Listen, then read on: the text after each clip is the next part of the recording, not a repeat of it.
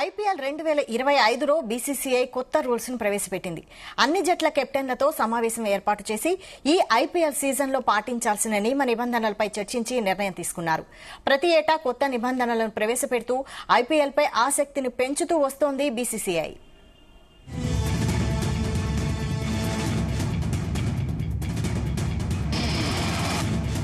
ఈ IPL season లో second ball వినియోగంపై మార్పులు చేశారు. రాత్రిపూట జరిగే మ్యాచ్ల్లో పిచ్ తడిగా మారి బంతి గ్రిప్ కోల్పోతూ ఉంటుంది. దీంతో బ్యాటర్లు రెచ్చిపోతుంటారు. అందుకే ఈ సీజన్ లో 11వ ఓవర్ తర్వాత బంతి తడిగా మారితే అంపైర్ నిర్ణయం మేరకు కొత్త బంతిని తీసుకోవచ్చు. ఈ నిర్ణయంతో బంతి మీద గ్రిప్ దొరికి పేసర్లకు, స్పిన్నర్లకు కలిసొచ్చే అంశంగా మారనుంది. ఈ నిబంధన పలు జట్లకు కలిసి రానున్నందున ఈ నిర్ణయంపై అన్ని టీంల కెప్టెన్లు సుముఖత వ్యక్తం చేసినట్లు తెలుస్తోంది.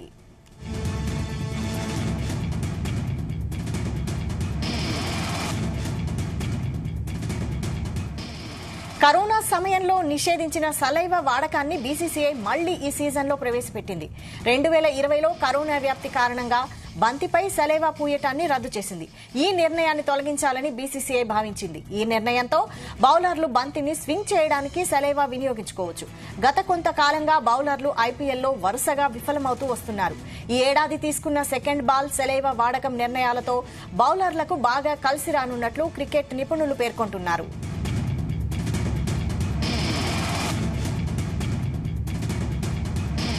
రేపు ప్రారంభం కానున్న ఐపీఎల్ 2025 నుంచే ఈ నిబంధనలు అమలులోకి రానున్నాయి. ఈ సీజన్లో మొత్తం 10 జట్లు పాల్గొంటున్నాయి. ఇప్పటికే ఆయా టీంలు ప్రాక్టీస్లలో నిమగ్నమయ్యాయి. మార్చి 22న ప్రారంభమై మే 25న ఫైనల్ మ్యాచ్తో ఐపీఎల్ ముగియనుంది.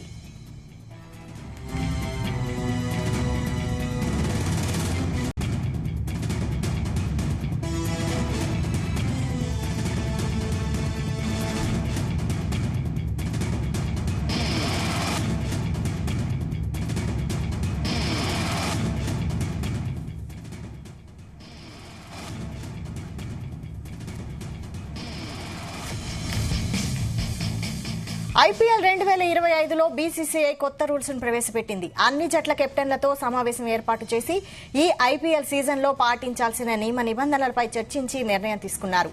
ప్రతి ఏటా కొత్త నిబంధనలను ప్రవేశపెడుతూ ఐపీఎల్పై ఆసక్తిని పెంచుతూ వస్తోంది బీసీసీఐ.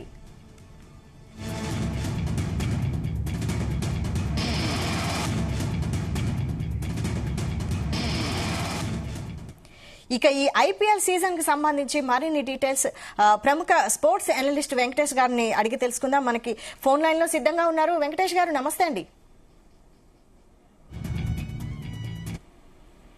వెంకటేష్ గారు నమస్తే అండి. నమస్తే నమస్తే అండి. చెప్పండి, రేపటి నుంచి ఐపీఎల్ ప్రారంభం కానుంది. ఈ సీజన్ లో కొన్ని కొత్త మార్పులు చేర్పులు చేసినట్టు తెలుస్తోంది. దీనిపై సమగ్ర విశ్లేషణ ఏంటండి, మీరేం చెప్తారు? చాలా మంచి శుభ పరిణామం అండి. వెల్కమ్ చేంజ్ అని చెప్పాలి. ఎందుకంటే మనం లాస్ట్ 2 సీజన్స్ గా చూస్తున్నది ఏంటంటే ఇంపాక్ట్ ప్లేయర్ రూల్ వచ్చిన తర్వాత పిచెస్ కూడా అన్ని బ్యాటింగ్ అనుకూలంగా మారాయి. సో ఐపీఎల్ కంప్లీట్ గా బ్యాట్స్మెన్ డామినేటింగ్ గేమ్ గా మారిపోయింది.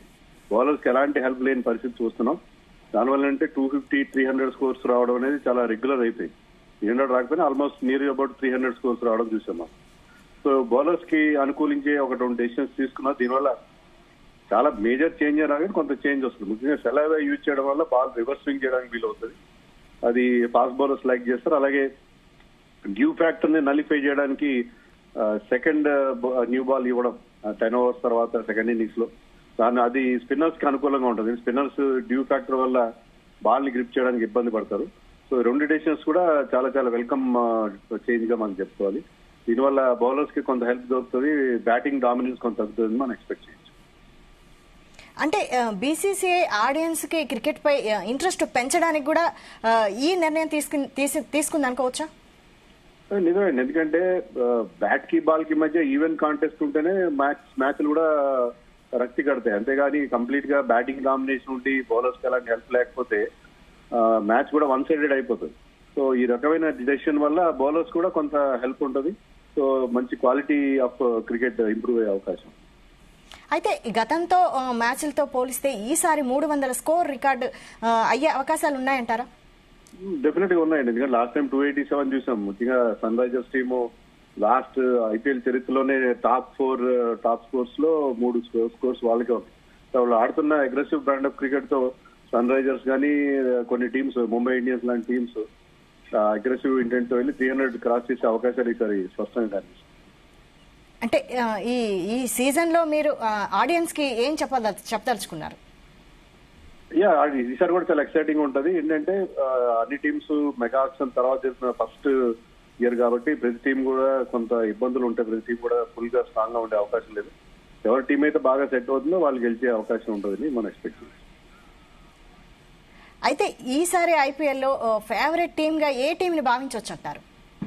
ఒక్క టీం ని మనం సింగిల్ అవుట్ చేయడం చాలా కష్టం అండి. కానీ teams like Mumbai Indians, Chennai Super Kings, Sunrisers Hyderabad, ఈ టీమ్స్ అయితే మిగతా టీమ్స్ కంటే స్ట్రాంగ్ గా కనిపిస్తుంది. వాళ్ళకి బ్యాటింగ్ లో ఫైర్ పవర్ ఉంది, బౌలింగ్ లో కూడా మంచి బ్యాలెన్స్ కనిపిస్తుంది.